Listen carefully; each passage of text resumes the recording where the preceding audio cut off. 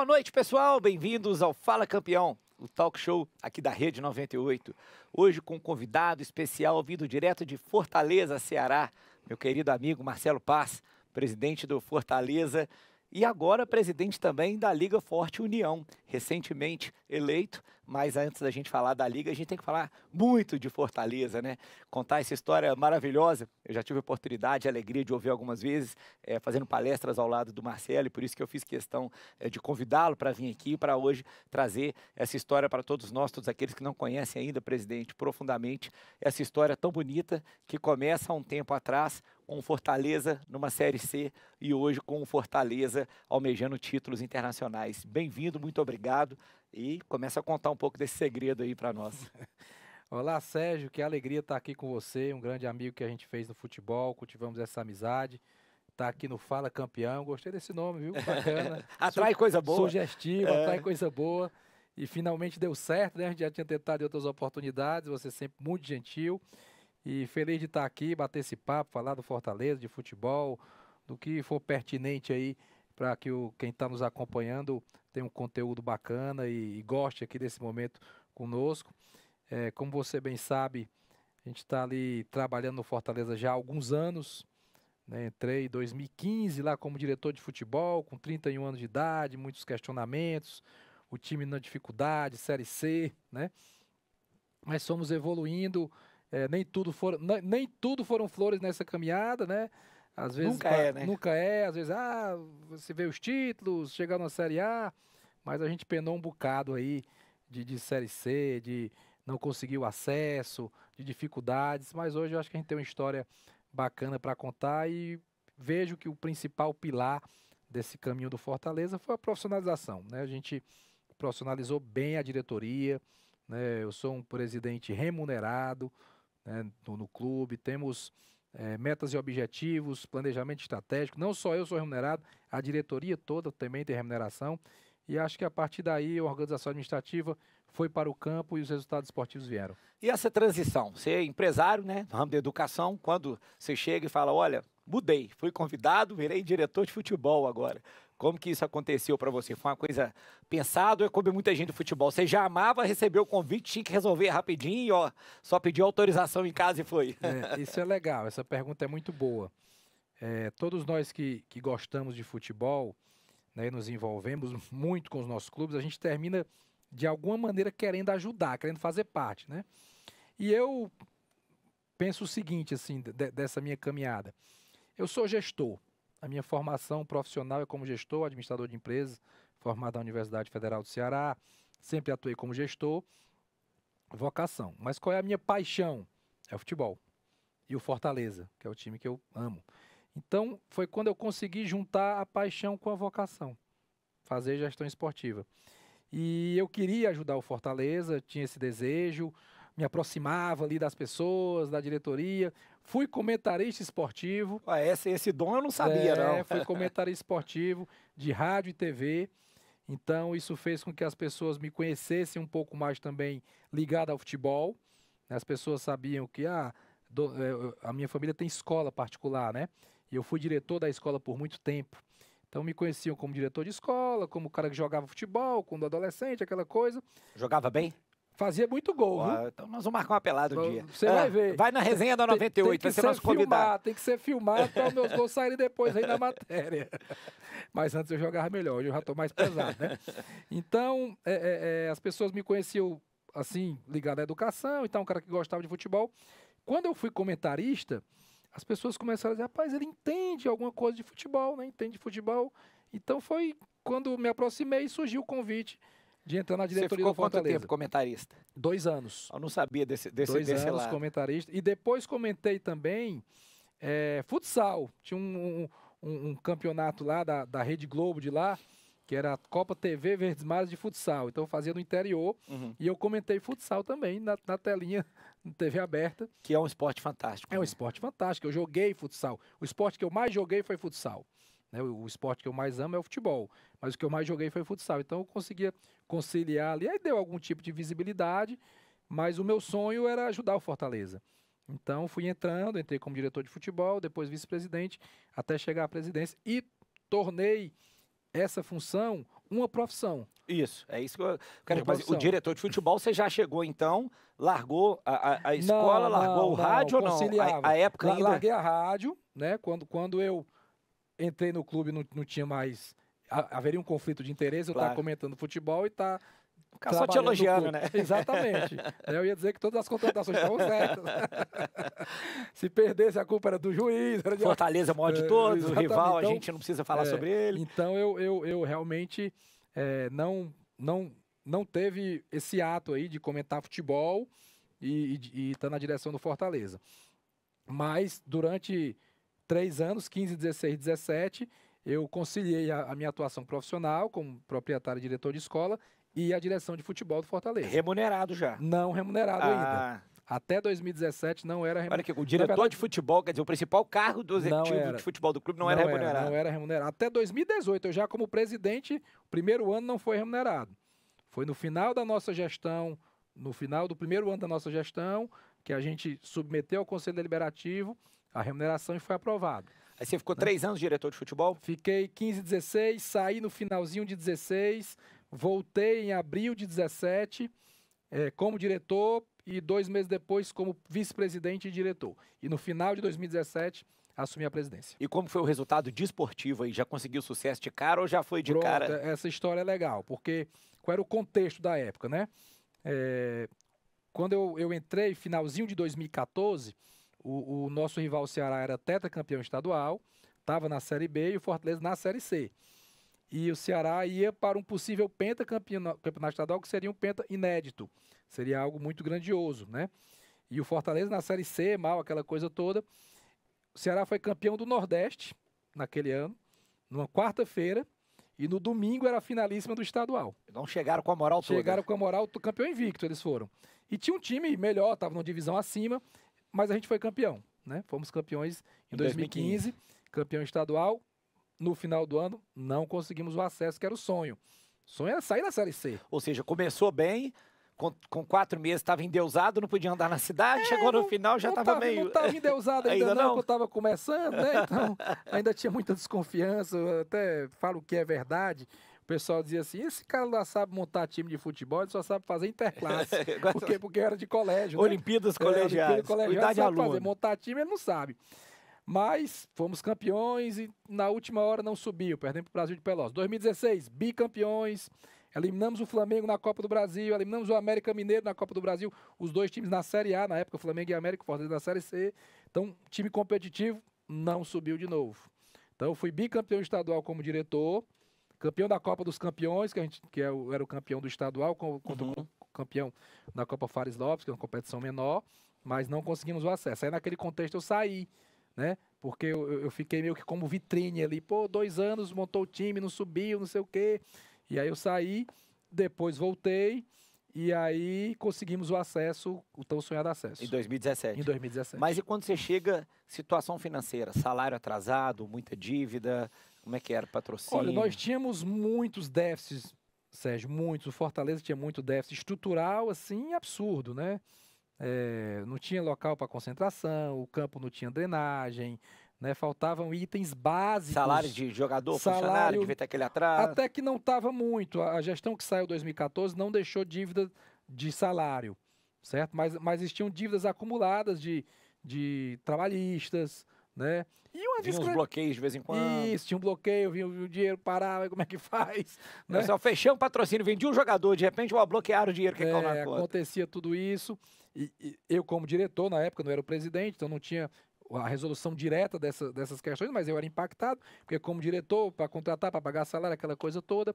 Então, vivi toda essa dificuldade de jogar a Série C sem cota de televisão, porque a Série C não tem até hoje cota de televisão, né?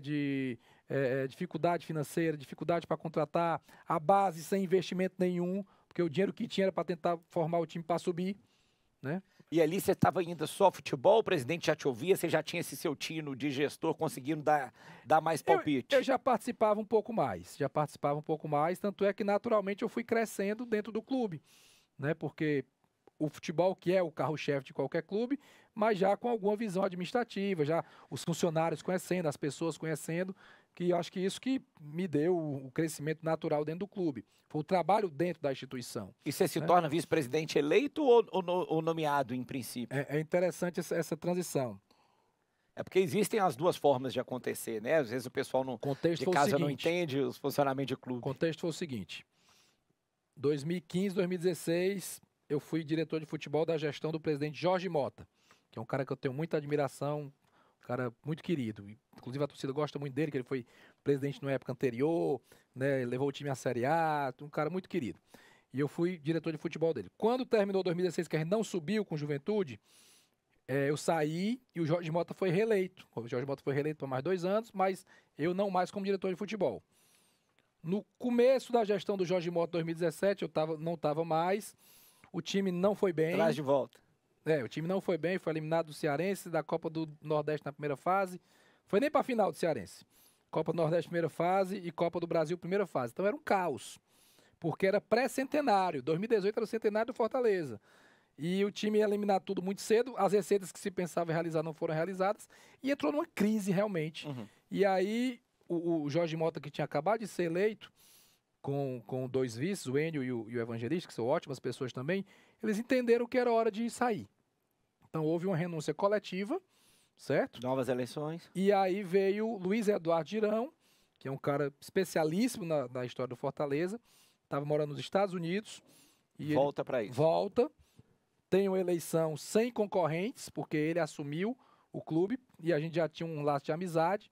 E aí ele disse: você vai ser o meu vice-presidente. Não me bote como vice-presidente, me deixe só no futebol, que eu já estou aqui há 2 anos, já conheço o trâmite e tal. Ele: não, você vai ser o meu vice-presidente, que eu não vou ficar o mandato inteiro. Eu vou ficar aqui a Série C. Se subir, eu saio. Se não subir, eu saio do mesmo jeito. Aí ele disse: presidente, não, eu quero você como meu vice. E aí eu tocava o futebol e ele fez um trabalho muito de união, sabe? Ele visitou todos os ex-presidentes, levava uma camisa com o número do ano que o cara foi presidente, levava no PC, fez um trabalho sensacional. Iniciou um trabalho de profissionalização no clube, trouxe executivos das empresas dele e nós subimos. Quando subimos, ele realmente cumpriu a promessa.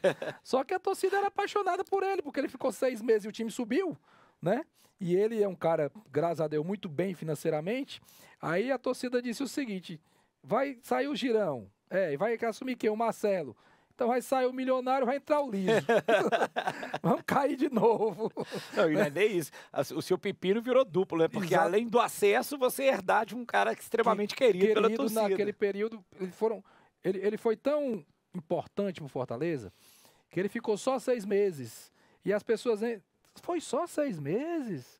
Porque foi tão significativo que parece que foi mais tempo, né? E aí eu assumi e eu não tinha realmente o talão de cheque. E aí eu digo: eu vou fazer gestão, que é o que eu sei fazer. E aí foi quando entramos no processo de profissionalização, de uma diretoria muito técnica formada. A vinda do Rogério Ceni foi naquele momento. Foi 2018. Foi 2018, chegou no finalzinho de 2017. E vocês ganham já o Cearense em 18. Não, a gente perde o Cearense em 18. Porque vocês são ex, 19, 20... Estamos penta. Ah, achei que era a gente ex, perde. E esse episódio é legal, porque vem Rogério Ceni, a gente monta o time para a Série B, né? Pelo 2017 anterior, que foi ruim, lembra que eu falei? No começo foi ruim. Fortaleza não participou nem da Copa do Brasil, nem da Copa do Nordeste em 2018. Ou seja, eram receitas importantes. Então o calendário de 2018 era só o Cearense e a Série B. Perde o Cearense, porque o Ceará tinha subido da B para A, tinha um time mais pronto, ganha do Fortaleza, e a torcida pede para demitir o Rogério. Né? Eu lembro bem, finalzinho do Campeonato Cearense, o Ceará ganhou os 2 jogos, e aí era fora Ceni, fora Ceni, fora Ceni. E muito entre nós, o Rogério ainda, entre aspas, uma aposta, porque tinha iniciado a ser técnico no São Paulo, não performou tão bem também. Então, quer dizer, você traz como uma espécie de aposta, mas já acreditando no estilo de jogo dele, que todo mundo fazia, e já passa por esse desafio inicial. O desafio inicial. Para tomar decisão impopular no começo do mandato. No começo do mandato, com muita pressão. Aí as pessoas diziam: o Rogério é que manda nele. Né? O Rogério que vai demitir ele. O pessoal dizia: não, o Rogério que vai demitir o presidente. E no domingo que a gente perdeu o campeonato, na segunda, por volta de meio-dia, eu fui à casa do Rogério E disse, Rogério, eu vim conversar com você, mas não se preocupe que eu não vou lhe demitir, não. Eu vim conversar para a gente traçar o que tem aqui para frente. Né? E deu entrevista coletiva no mesmo dia para acabar qualquer polêmica. Fui para as câmeras e disse o seguinte, vocês vivem falando em planejamento, em sequência, e agora estão pedindo para demitir o treinador? É o normal, né? É o mais fácil, né? Vai manter o treinador. E aí, sabe o que aconteceu? Nós lideramos 36 das 38 rodadas na Série B. Fomos campeões no centenário, porque as pessoas achavam, e era normal achar, que a única possibilidade do Fortaleza ser campeão era no Campeonato Cearense. Perdeu o Cearense para o Ceará, então não ia ser campeão no ano do centenário. Mas, graças a Deus, a gente conseguiu ser campeão da Série B, que é um título nacional importante, né? E foi extremamente relevante, né? Muito relevante, e ali a autoestima do torcedor foi crescendo de novo e a gente engatou aí os outros anos. Tem muita história assim legal, né, Marcelo? Que eu falo, existe muito profeta do acontecido que não acredita nisso, mas é o mesmo caso, salvo engano, do Tite no Corinthians, né? Quando o Tite é eliminado da pré-Libertadores, não lembro se era o Andrés ainda, todo mundo queria que mandasse embora, ele acaba fazendo uma história. Isso me inspirou. Bonita. Você sabia que depois. Isso me inspirou? Não tem dúvida, né? Porque é difícil, né? Eu lembro dessa passagem do Andrés. O Andrés é mais polêmico, assim, mas ele disse até assim, se vocês pedirem para demitir, eu for renovar o time por mais tempo.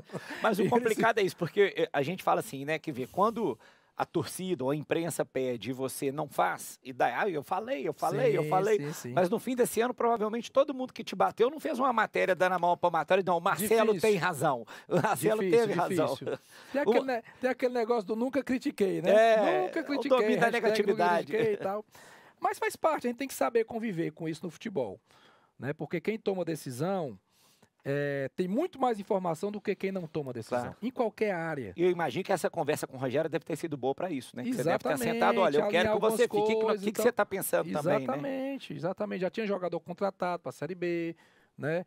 Falamos do ambiente, era uma análise do trabalho, de um ciclo de campeonato cearense que se encerrava e de um novo ciclo que ia começar para a Série B. E para esse seu primeiro ano de presidente, como você herdou, embora você já tivesse preparado, porque o presidente prometeu e cumpriu, que é difícil também, né? Quem está no cargo faz esses combinados, mas esquece depois, ainda mais que tinha vindo de campanha boa, né? Recente. Mas você já conseguiu planejar e falar, para o ano que vem eu já tenho um orçamento para contratação, já estava mais ou menos organizado, ainda que de forma limitada financeiramente, já estava mais ou menos organizado. De 17 para 18? Nessa mudança aí para você fazer uma Série B, quando você foi conversar com o Rogério. Rogério, eu vou trazer gente para você. Sim, a gente já tinha um planejamento de valores. Eu lembro bem, a nossa folha planejada da Série B era de R$800 mil de jogadores.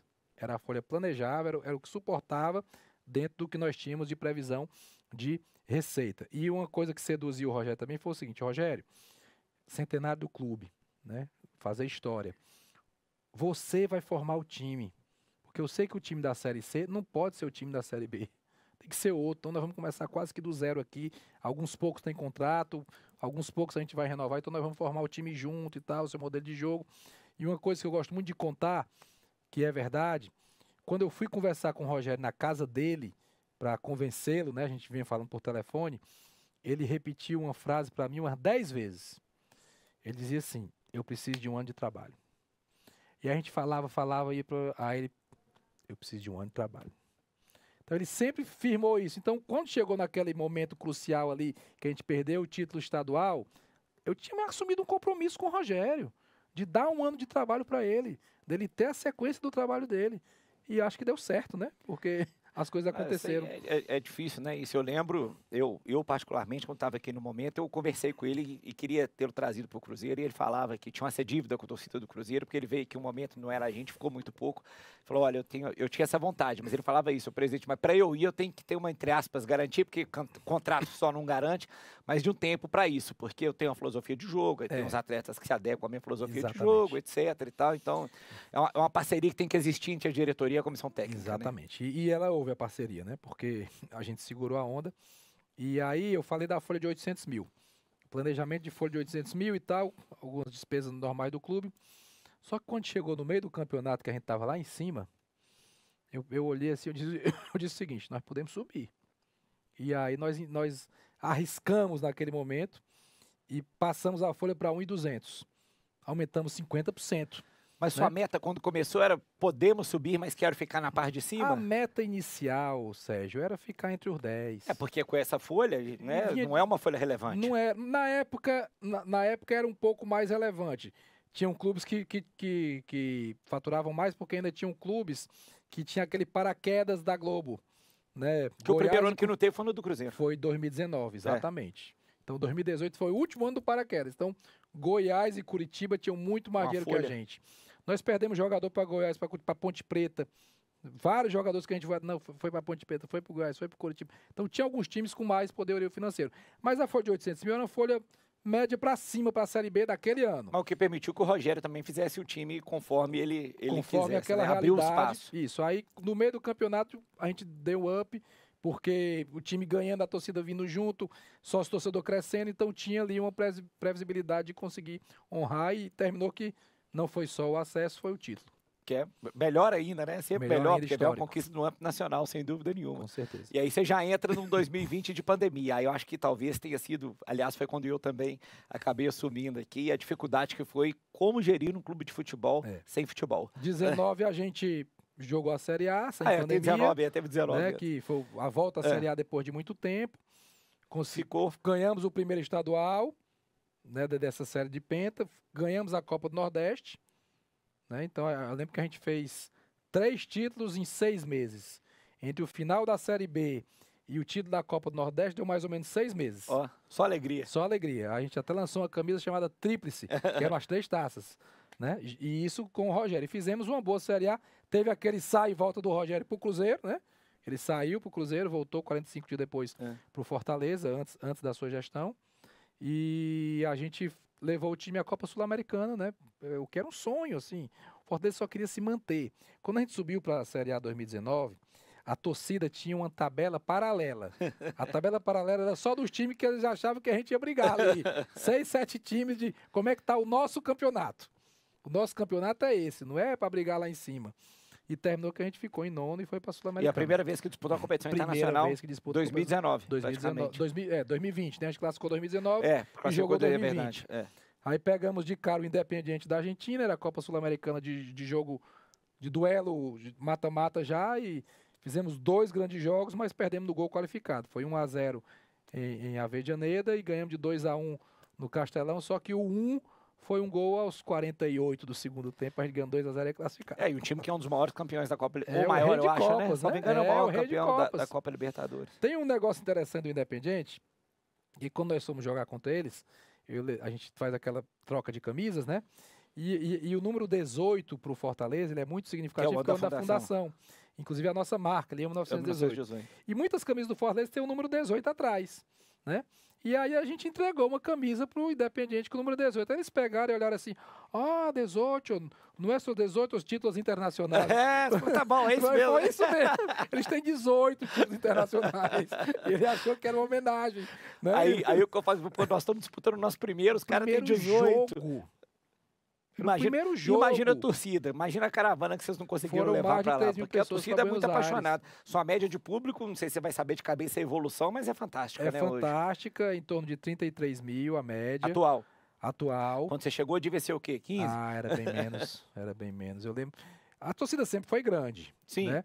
Mas desmotiva um pouco o resultado esportivo. Desmotiva e ela ia muito no momento decisivo. Por exemplo, esses jogos da Série C, de não acesso e de acesso, era 60 mil pessoas no estádio, mas era um jogo decisivo. Durante a caminhada era 15, 18, né? Não era uma coisa tão... Eu lembro que tem um vídeo engraçado que eu participo, acho que é 2015, que o Jorge Mota, que eu citei, a gente ganhou um jogo do Cuiabá em Cuiabá, aí ele faz um vídeo depois do jogo e diz assim, torcida, vamos lá, né? Vamos ver se a gente bota pelo menos 20 mil no Castelão no domingo. O pedido era para ter 20 mil. E hoje você faz uma média de 33. 33, e jogo grande facilmente é 40, 45, 50, o que for, de acordo com a situação do jogo. Quando nós entramos eram 7.500 sócios-torcedores, hoje são 42 mil sócios-torcedores. 42 cativos, 42 era cativos, 7.500, então teve um crescimento exponencial. O produto que se entrega hoje é melhor, né? Então mais gente... Você até tocou num ponto que eu gosto de perguntar, essa mudança, essa concepção de vamos fazer a marca própria, se deu na sua gestão também? Não. Já existia Isso antes. foi em 2016, acho que foi um grande passo, foi inteligentíssimo, corajoso, isso que foi feito. Então a mudança da marca, a gente saiu do fornecedor, aquele modelo antigo, adotou a marca própria. O up na nossa gestão foram as lojas. Sim. Porque só tinha uma loja. Franqueada. Não, era própria. E a gente chegou a ter 14 lojas próprias. Olha. Todas gerenciadas pelo clube. A loja Quintinha faturava em torno de 600 a 700 mil reais por ano. Ano passado, nós faturamos 30 milhões de reais com as lojas. Tá doido.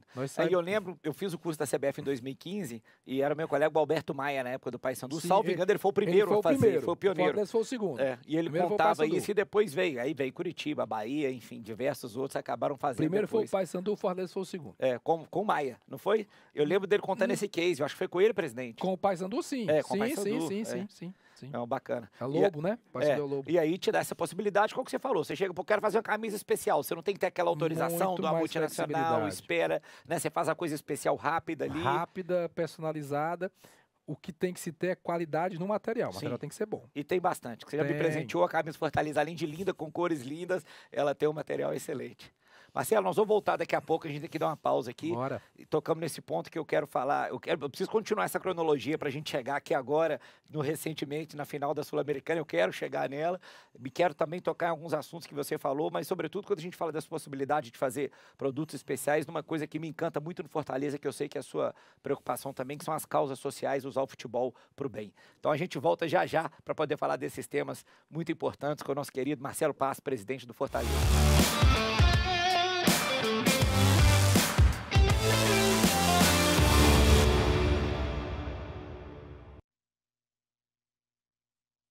Você precisa se informar, você precisa torcer, você precisa se divertir e você precisa de música.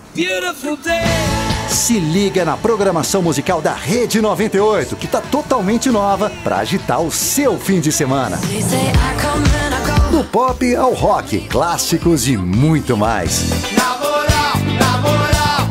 Rede 98, porque você precisa de música. Só na moral. Você ligou para o Saque 98. Olha o Edson Silva, 3001. Pra que colocar esse tanto de número no nome, Edson? Vamos trabalhar só com Edson mesmo. Edson Silva, 3001, não vende. Ele colocou, não tirando o Ricardo Amado e grafite, tá bom. Não, você pode colocar quantos números você quiser. Você pode chamar do jeito que você quiser. Quer que eu te chame de Edson Silva, 3001? Dá pra tirar o grafite e deixar o FDP e o 98 Esportes, que aí você garante meus empregos. Você ligou para o Saque 98. Rode tranquilo com sua CNH em dia. Levou multa injustamente e está com excesso de pontos na sua carteira? Você tem direito à defesa e a Facilita Brasil facilita tudo para você. Envie um WhatsApp para 994525005 que a Facilita protocolo recurso sem complicação e ainda parcela tudo em até 12 vezes. Não perca sua carteira sem antes falar com a Facilita Brasil. 994525005. Facilita Brasil, ajudando a garantir os seus direitos. Técnica, tem música aí pra Guerra de Troia? Agora sim, tô no meu castelo. Fazendo coisas que os troianos fazem, que eles ficam trolando os outros. Entendi, tá. Eu tô indo ali, deixa eu só dar um beijo grego aqui, coisa rápida. que nojo. Não, só pra despedir. É por isso que a gente entrou em guerra. Entendi. Cheguei na beira do castelo aqui, sou o Gregão. É o Gregão. Chama você de Gregório.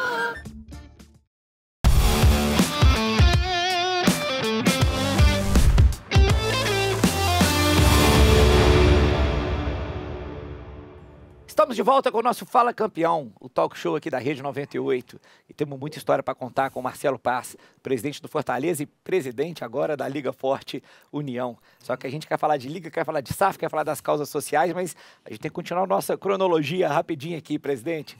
Chegamos lá, a dificuldade que eu estava falando, pandemia 2020, para tudo, fazer futebol sem dinheiro, a folha não para de correr, né? E a pressão existe, patrocinador cortando às vezes o contrato que não está aparecendo. Como é que você conviveu com isso? Os próprios colaboradores, né? Que eu sei que você tem essa preocupação imensa também, como nós todos temos. Como que foi superar esse ano de 2020? Sérgio, foi um desafio, assim, único, né? Porque dinheiro em caixa não tem. Não tem. Sobrando, ninguém tem, né? É um grande desafio um clube de futebol ter dinheiro em caixa sobrando em qualquer lugar do mundo. Sim. O Milan, do Berlusconi, campeão do mundo, campeão da Europa, ele tirava dinheiro das empresas para completar o caixa. Exatamente. Todo mundo sabe disso, isso era público, né? E o time campeão do mundo, na Liga Italiana, que era uma das principais do mundo na época. Época áurea. né? Então, foi um desafio muito grande. Eu digo muito que todos os gestores do mundo foram desafiados na pandemia. Todos. 95% dos gestores tiveram perdas financeiras. 5% ganharam muito dinheiro. E não estou aqui criticando quem ganhou. Era da natureza da situação. Do negócio. Material de construção, streaming, alimentação, agricultura, serviços médicos. Bom, dinheiro pra caramba. Eles também foram desafiados a lidar com essa demanda maior, e 95%, e nós nos incluímos entre eles, né?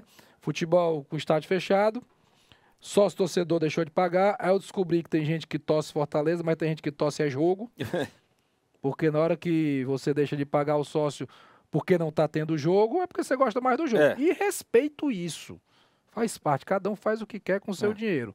Também teve muita gente que deixou de pagar porque não tinha dinheiro. Perdeu o emprego, diminuiu a renda, a esposa perdeu o emprego, o filho perdeu o emprego e tinha que tirar de algum canto. Então foi um desafio muito grande. Nós chamamos os jogadores, fizemos um acordo com eles, eles abriram mão de parte do valor para pagar depois, com o compromisso de não demitir os funcionários. A gente casou isso com eles, até para sensibilizá-los também. Olha, nós precisamos fazer isso aqui, mas nós não vamos demitir nenhum funcionário. Porque eu me colocava, Sérgio, no lugar do cara que ganha 1 salário, 2 salários, no meio de uma pandemia, ele devia já estar desesperado. E imagina, ele ainda está com medo de ser demitido. Desempregado, né? Então a gente garantiu isso. Vou ter que falar aqui, porque é verdade, botei dinheiro do meu bolso. Quase todas as economias que eu tinha, eu usei em algum momento, emprestei para o Fortaleza. Para ajudar, para completar a folha, para não deixar faltar o salário de jogador, de funcionário. Outras pessoas também ajudaram, não vou citar porque não tem autorização, mas outras pessoas também ajudaram, também tiraram do bolso. Eu lembro a Jade, minha esposa, dizendo: Marcelo, tu tá ficando doido, como é que tu vai fazer? Eu tenho que fazer, Jade. Eu não posso não fazer, estou aqui e eu não posso deixar esse negócio naufragar na minha mão.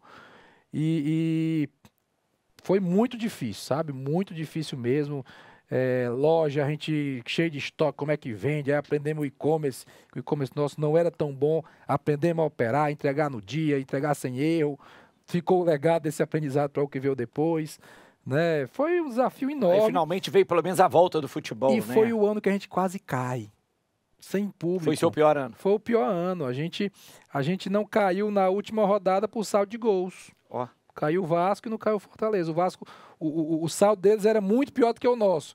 Então a gente chegou na última rodada praticamente garantida. Eles tinham que perder de 12, uma coisa assim. Mas até a penúltima, meu amigo, foi um sofrimento, né?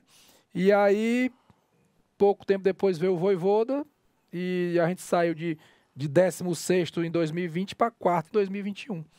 Né, fizemos uma campanha sensacional, 3º lugar na Copa do Brasil. E aí já pega a primeira Libertadores. Aí vai para a Libertadores 2022, né, um sonho para o Fortaleza jogar a Libertadores. Fase de grupos, e aí já é um outro momento, um êxtase, né, da torcida. E tudo isso sendo campeão estadual. Mesmo nesse ano difícil, 2020, nós fomos campeões estaduais também. E você acabou estabelecendo aquele recorde que você falou lá atrás do Penta, que seria histórico se o Ceará fosse. Aí a gente conseguiu o Penta em 2023 com o Fortaleza. Né? Conseguimos o bi do Nordeste em 2022 de forma invicta, jogamos a primeira Libertadores, mas em 2022 foi naquele ano que o Fortaleza ficou 14 rodadas na lanterna, 20 na zona de rebaixamento. O primeiro turno inteiro, né? O primeiro turno inteiro. E mais uma vez nós somos desafiados a demitir o treinador. Mais uma vez o apelo popular era: não dá mais, já deu o que tinha que dar. O que ele vai mudar nesse momento, né? Os jogadores não respondem mais, deixa de ser frouxo, demite, porque tu tá com um negócio de amizade. Se cair, tudo que tu fez não serve. Isso acaba sendo uma verdade, infelizmente, né? Para muita gente, sim. O que fica é a mancha negativa, né? E não os feitos, as conquistas. E todo mundo tem virtudes e defeitos, ganhos e dificuldades, né? Mas eu fiz questão, eu falava isso em algumas palestras, Marcelo, não estou me recordando agora quem foi o presidente do Bahia, mas quando eu falar de gestão, além da sua, claro, e Flamengo, eu citava muito no ano que caiu Grêmio e Bahia. Falava, era uma injustiça o que foi falado e feito com o Romildo, sendo que ele foi que peitou pegar o Grêmio, saiu de uma Série B, investir na base, vender jogador jovem e tal, e fazer o Grêmio chegar onde chegou. Tudo que o Romildo ganhou, Ganhou muito. E aí depois, no final... Foi campeão da E Libertadores. da mesma forma o Bahia, que, salvo engano, é o mesmo grupo político que sai de uma série, que sai de uma intervenção judicial, na verdade. Começou com o Marcelo Santana, né? A situação do Bahia era pior ainda, que ela chegou a ter uma intervenção judicial, faz o que fez e um rebaixamento apaga para alguns, né, querem tudo, apagar. Infelizmente, é isso que a gente falou. Então, eu imagino que o seu maior aperto tenha sido esse. Falar, tudo que eu fiz num ano só, você mancha. E nós terminamos o primeiro turno, Sérgio, com 15 pontos. Todos os clubes que terminaram na lanterna na Série A no primeiro turno foram rebaixados, todos. Ou seja, nós estávamos rebaixados. E aí, no ano mais difícil, você vai lá e consegue um acesso para a Sul-Americana para chegar em 2023. Aí fizemos 40 pontos no segundo turno, terminamos em 8º. A gente não só se livrou, a gente se livrou e terminou em 8º. Fomos para a pré-Libertadores, passamos a fase 2 da pré-Libertadores, caímos na fase 3, aí fomos para a Sul-Americana. E aí já convivemos melhor esse ano com a Série A e Sul-Americana. E veio essa campanha da Sul-Americana que, por um detalhe do futebol, que faz parte, às vezes o detalhe é a nosso favor, já aconteceu algumas vezes, a gente perdeu o título, mas a campanha foi belíssima. E sabe o que eu acho mais bonito hoje? É exatamente isso. Eu acho que é um dos poucos casos que a gente vê que houve essa derrota, que não foi derrota, né? Eu acho que foi um empate, uma fatalidade na disputa de pênaltis, igual a gente falou, mas que eu acho que é um pouco de mudança de concepção que a gente vê no futebol, o tanto que ela foi bem recebida. Porque eu acompanho as redes sociais do clube, acompanho as suas, até a própria mídia. Todo mundo falando, olha, que maravilha que o Fortaleza fez. Primeiro, eliminar um gigante do futebol brasileiro, que é o Corinthians, na semifinal, um desafio absurdo, né? Corinthians tem torcida em qualquer lugar, deve ter lotado o Castelão, assim como, não vou nem dizer lá na Arena, e vocês enfrentando, jogando o jogo igual, hora nenhuma Fortaleza, vamos segurar o resultado. Eu assisti os 2 jogos, né? E chegando nessa final de Sul-Americana que acabou não dando certo, mas que acho que enche de esperança qualquer torcedor, né? Acho que a campanha foi belíssima, 9 vitórias, 1 derrota somente. Fizemos a melhor campanha dos 2 times que chegaram à final, a gente chegou na final como melhor campanha, a terceira melhor campanha da primeira fase, porque a gente perdeu um jogo. Estádios cheios, festas belíssimas. E se a gente olhar do seguinte prisma, né? Porque tem várias formas de olhar a mesma coisa. A primeira Sul-Americana nós fomos eliminados na primeira fase. Na segunda a gente foi vice-campeão, então foi evolução. A evolução foi absurda. Uma evolução muito grande, né? Então quem sabe mais à frente a gente possa repetir, chegar de novo, buscar um título. Fica a lamentação, lógico, mas é do futebol, é da vida. E eu lembro, eu vi um vídeo do Bernardinho há pouco tempo, que eu admiro muito o Bernardinho. Ele disse o seguinte: os vencedores não têm tempo de lamentar. Eles estão muito preocupados buscando evoluir. Exatamente. Então não lamenta, se apresenta, trabalha e evolui. Então é isso que a gente tem que fazer, tocar para frente e tentar novamente levar o Fortaleza a uma competição internacional. Não é discurso da boca para fora, mas é não focar na derrota. É pegar a derrota e só falar assim, opa, o que faltou esse detalhezinho aqui, então melhorar, vamos consertar para no próximo fazer tudo dar certo. É isso. Mas eu falava aqui na cronologia, depois eu introduzi um assunto que eu gosto muito da sua gestão, não só pela gestão em geral, acho que desses que eu citei, o Bahia sempre foi muito forte, o Vitória também, o tanto que você defende, faz e usa do futebol como um instrumento de responsabilidade social. Isso é uma coisa que você já havia vindo sendo Fortaleza, era das suas empresas, você que ajudou a fazer mais. A gente sabe que uma ou outra causa pode causar problema. Eu que tive em gestão aqui, a gente sabe, chega uma hora que seja uma causa contra a homofobia, por exemplo, vai ter torcedor que vai brigar. Né? Aqui, por exemplo, a gente passou por isso quando era coisa de racismo. Torcedor não pode ter camisa preta no Cruzeiro porque preta é a cor do adversário. A gente sabe tanto que torcedor, às vezes, é contra algumas coisas. Eu vejo que você sempre peitou e fez isso lá, e aquela facilidade de ter a marca própria para poder ter a dinamicidade de apoiar essas campanhas, né? Como que isso começou lá com você? Eu vim da educação, né? Do setor de educação. Então, o setor de educação, a gente tem que ter essa pluralidade, o respeito às diferenças, né? Uma escola, você não pode dizer esse aqui pode estudar, esse aqui não pode. Você tem que ser aberto, plural, e é muito rico o ambiente escolar. Porque você tem de tudo, né? Famílias de todas as maneiras. Então, isso acho que ajudou na minha formação pessoal. O Luiz Eduardo Girão, que me antecedeu, sempre foi um cara muito de causas também, né? Ligado a causas. Eu acho que a gente tem que separar causas de política. Política e ideologia é uma coisa, causa social é outra. Exatamente. Às vezes tem uma ideologia que é mais simpática a determinada causa, mas quem é contra... Quem é a favor de feminicídio? Não pode ninguém ser a favor de feminicídio. Ninguém pode ser a favor de racismo. Ninguém pode ser a favor de intolerância. Né? Tem algumas coisas que você não pode ser a favor. Você tem que ser contra mesmo, bater, criticar, fazer refletir. E eu entendo claramente que um clube de futebol, ele tem uma função social muito grande. E o poder na mão, né? Mexe com a Enorme. paixão de uma forma que nada mexe. Nada mexe. Tudo que a gente faz ou deixa de fazer tem impacto. Então, a gente utiliza, sim, do clube para trabalhar diversas causas que fazem bem à sociedade. Tem nada a ver com ideologia e isso tem sido posto em prática de diversas formas. Eu concordo, a gente passou por isso aqui, né? Eu lembro quando a gente, nesse momento aí, veio da pandemia, começou aquela campanha, a gente colocou numa camisa o Vacine Já. Aí teve gente, você é de esquerda, porque você tá falando, não tem nada a ver, você falou tudo, não tem nada a ver com ideologia. Vacina é uma coisa que a população brasileira precisa. Então, nós vamos defender essa causa. Perfeito. Qual que é o que mais te marcou nessa, não sei se tem uma, pode ter mais de uma vou citar, nessa sua gestão. Nós fizemos muitas, Você fala viu? assim, não, que orgulho que me deu isso aqui que eu fiz. Nós fizemos muitos, mas eu vou citar duas. Uma foi quando a gente foi campeão da Copa do Nordeste 2019. No outro dia, os muros do PC amanheceram pichados. Chega, não dá mais, é o fim. Campeão e a torcida foi pichar. Aí a torcida, rapaz, isso é cor do torcedor do Ceará, presidente. Não, calma, isso é uma ação de marketing. Foi o clube que pichou. O clube que pichou para levantar atenção ao tema de prevenção ao suicídio. Que legal. Porque às vezes a prevenção ao suicídio ela precisa justamente de um alerta. Às vezes a pessoa está super bem ali, mas por dentro ela está precisando de um abraço, de um apoio, de um carinho, de uma acolhida.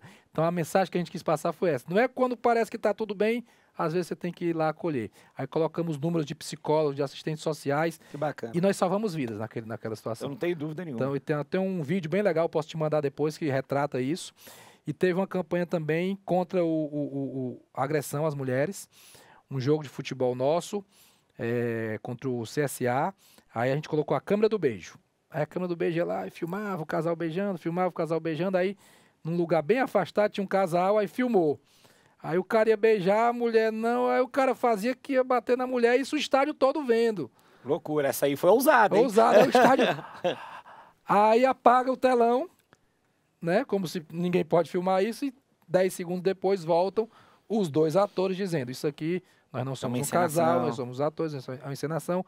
Cenas como essa acontecem, infelizmente, a gente tem que combater isso, tal. Isso rodou o Brasil inteiro, legal, né? Saiu em todos os programas. Eu lembro das duas. Aliás, a do pichação, agora que você falou, eu lembrei, já vi você mostra ela numa palestra. Exatamente, eu mostro na palestra, são 2 casos que eu tenho orgulho, mas fizemos de adoção de animais abandonados nas ruas, fizemos contra o racismo, fizemos a questão de doação de alimento, fizemos causa de autistas, né? Os autistas entraram com abafadores, o Fortaleza doou abafadores para eles poderem assistir o jogo. Agora, diversas situações, se eu for lembrar aqui, tem muito mais. Essa da agressão acho que é interessante, porque esse é um dado estatístico, a gente fala muito sobre isso, o número elevado que tem de agressão à mulher pós-jogo de futebol. Exatamente, né? Principalmente quando o time perde. Então, o cara chega em casa e... Realmente é uma coisa e aí, fenomenal. Sérgio, a gente tem que falar para homens. Sim. As mulheres já sabem, elas já sofrem. E o futebol, como é mais masculino do que feminino em termos de presença, né, embora eu veja um movimento no país inteiro de muito mais mulher assistindo o jogo, comentando, participando, lá no Fortaleza tem quase 30% da nossa base de sócios são mulheres. É muito, muito grande. Mas tem que falar para homens. E o futebol leva essa mensagem, né? Marcelo, tudo que você fala aí de profissionalização, que o trabalho que você buscou fazer, eu acho, por exemplo, essa questão da remuneração interessantíssima. Na verdade, o que eu me lembro que eu cheguei a fazer esse estudo, só tinha no Bahia, no Fortaleza, o São Paulo aprovou no estatuto, mas nunca implementou.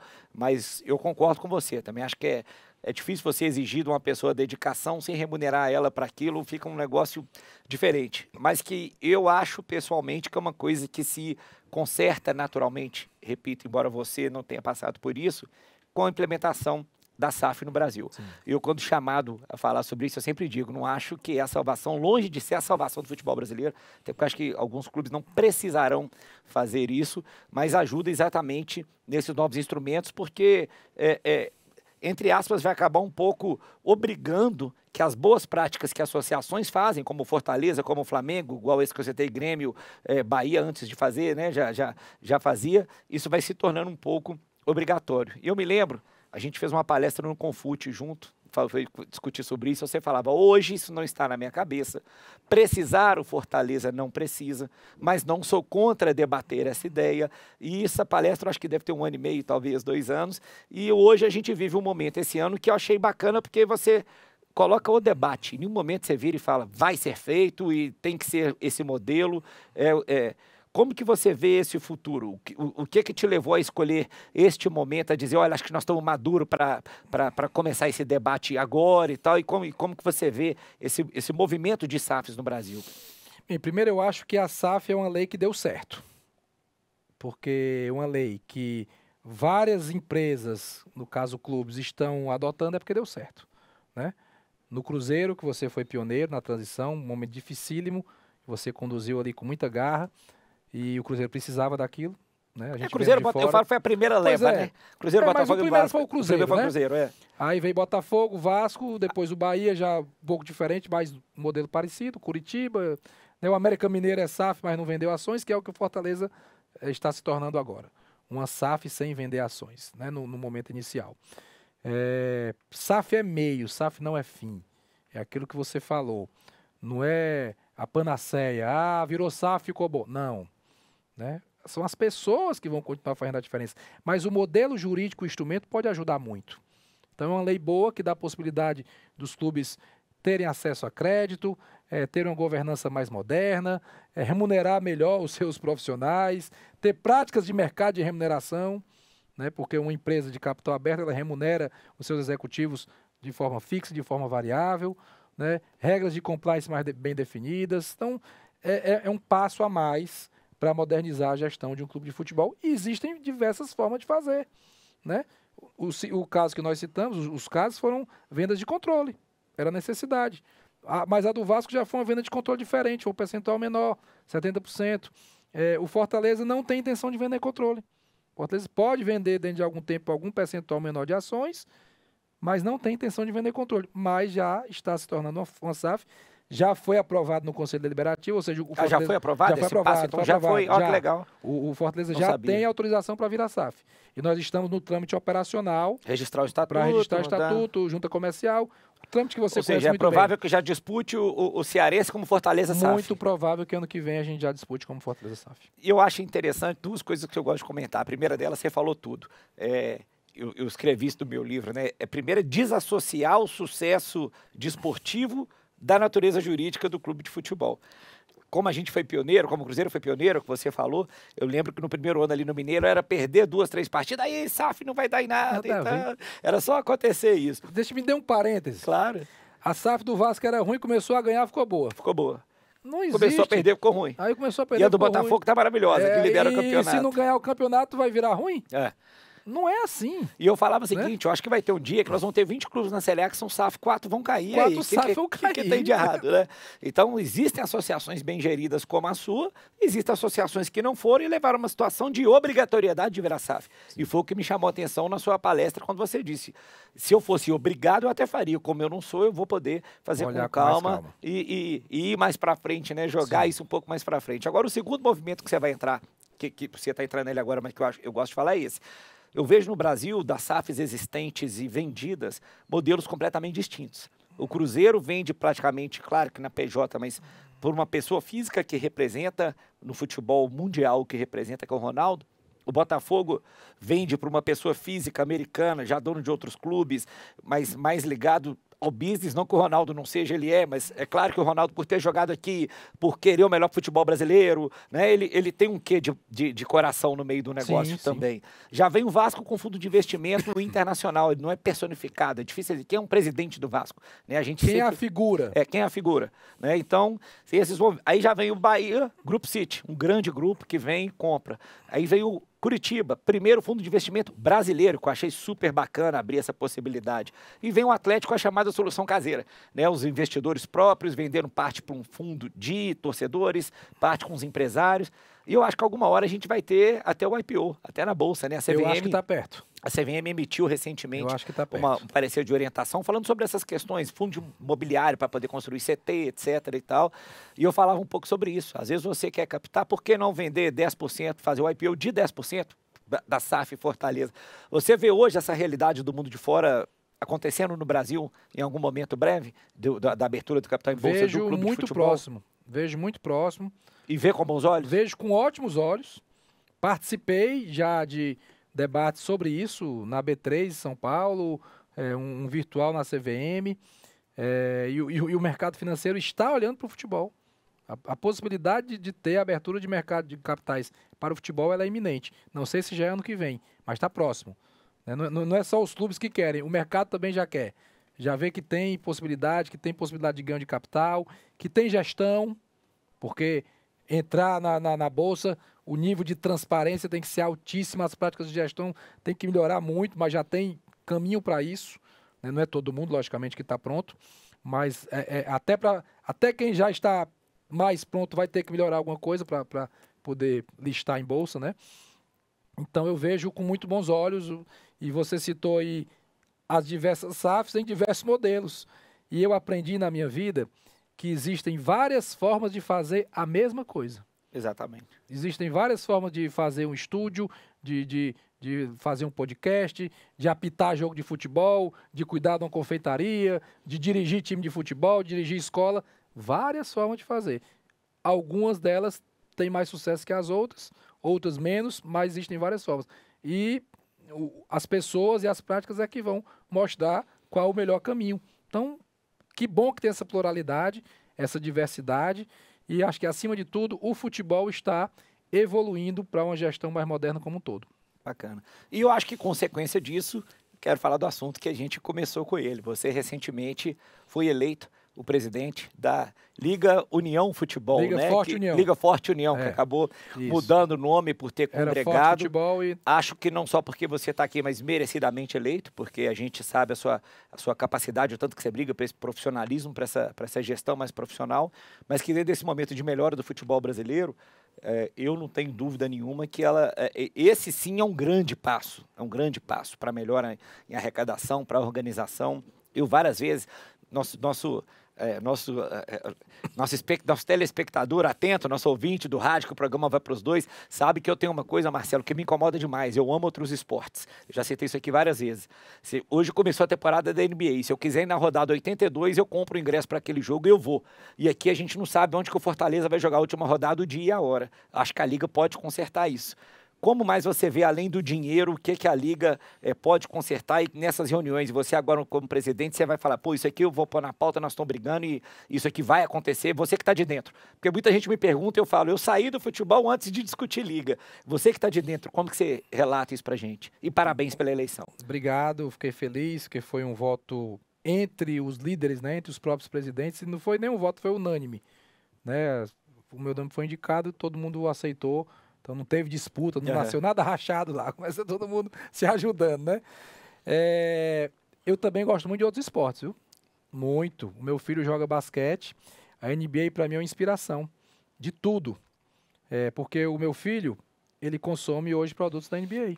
E ele é filho de um presidente de clube de futebol. Então é porque a NBA é tão competente que ela consegue vir no Brasil, vender e convencer o filho de um presidente de futebol. E ele adora futebol também. Mas isso é competência, gestão. Né? O futebol brasileiro, a gente acha o seguinte, é o futebol mais conhecido do mundo. A camisa amarela, o Neymar, o Pelé, o Ronaldo, eles são super conhecidos. Mas o Fortaleza, o Cruzeiro, o Atlético, o São Paulo não são, não. Se você for lá em Hong Kong, que é enorme, no Canadá, bota lá os símbolos dos times brasileiros, eles não conhecem. Porque o nosso campeonato não passa para o mundo inteiro, a Premier League passa, a La Liga passa, a Liga Italiana passa, a Bundesliga passa. Por que eu estou falando? Por que eu estou falando tudo isso? Para chegar na Liga. Porque esses locais onde vende para o mundo inteiro e monetiza para o mundo inteiro e vende camisa e vende streaming, eles se organizaram num produto muito mais competitivo, muito melhor embalado, mais bem organizado e que prima pela competitividade. Ninguém quer ver um campeonato onde já se sabe que um ou dois times vão ser campeões. Que é o que as ligas americanas fazem. Aí eu lhe pergunto, quem vai ser o campeão da NBA esse ano? Impossível. Impossível. Quem diria que ia ser o Denver Nuggets? Da NFL é impossível, embora você tenha Impossível, favoritos, mas não dá pra você dizer. pega hoje lá, tem 4 ou 5 times que estão mais ou menos com a mesma campanha, mas tem derrotas. Não dá pra dizer. E eu quero assistir a esse campeonato, porque eu não tenho vínculo emocional nenhum com a NBA. Eu gosto do Chicago Bulls, cara, do Michael Jordan. Mas eu quero ver o Antetokounmpo, eu quero ver o Curry, eu quero ver o Jokic. Eu quero ver espetáculo. E eu sou brasileiro e eu me delicio ali e compro a camisa pro meu filho. Então é esse prazo que a gente tem que dar. A Liga Forte União, no momento, é um grupo econômico, ainda não é uma liga. A liga só vai acontecer quando juntar os 40. Sim. Não existe esse negócio de 2 ligas. Enquanto tiver 2 grupos econômicos, a CBF que organiza o campeonato. E muito bem. E a CBF não está atrapalhando em nada nesse processo. Ela está deixando a gente se resolver. Na hora que a gente se resolver, ela vai acolher e a gente vai trabalhar em parceria. Porque nessas principais ligas do mundo, a relação da liga com a federação é harmônica. A Premier League se dá super bem com a Liga Inglesa, define papéis e funções, a mesma coisa na Espanha. É complementar. Então, eu quero que a gente evolua, que a gente consiga juntar as 40. Aí vamos para fair play financeiro, vamos para padronização de transmissão, licenciamento de marcas, ampliar muito a capacidade de monetização das marcas, venda para o mundo inteiro, melhorar a qualidade de gramado. Tudo isso faz parte de um produto que vai ser melhor para ser visto, para ser consumido. E eu acho que nós temos muito potencial. O Brasil tem muito potencial. Tem grandes marcas a nível regional, América do Sul. Tem grandes equipamentos, né? A quantidade de bons estados que tem no Brasil é excelente, sobretudo pós-Copa. Então, e tem talento, tem alma, tem público. Tem a matéria-prima. Né? Tem matéria-prima. Então é a gente se organizar melhor, se juntar e fazer algo que o mundo inteiro vai apreciar. Fico feliz de ouvir isso. Acho que isso é a esperança que todo torcedor quer, né? Marcelo, só tenho que te agradecer. Acho que a gente podia ficar 2 horas aqui, porque tinha um monte de assunto legal para a gente falar, contar aí um pouco de aspecto de gestão, outros esportes que eu sei que você gosta também, igual você falou, e tem lá. Mas a gente tem um limite e vamos guardar para a parte 2, que você sempre solista, eu tenho certeza que vai nos atender. Com certeza. A gente passa para o ano que vem essa parte 2, que você tem certeza que você vai voltar aqui e com mais títulos até lá. Tomara que você tenha o seu ex aí e conquiste todos os objetivos que você merece para a sua torcida, que repito, que eu admiro, que é muito bacana e reflete realmente uma gestão extremamente eficaz, extremamente reconhecida como a sua. Muito obrigado por ter aceitado o convite. Satisfação enorme. Boa sorte sempre. Pessoal, até semana que vem, estamos de volta com o nosso Fala Campeão, agradecendo muito ao nosso querido Marcelo Paz. Um abraço, boa noite para todos.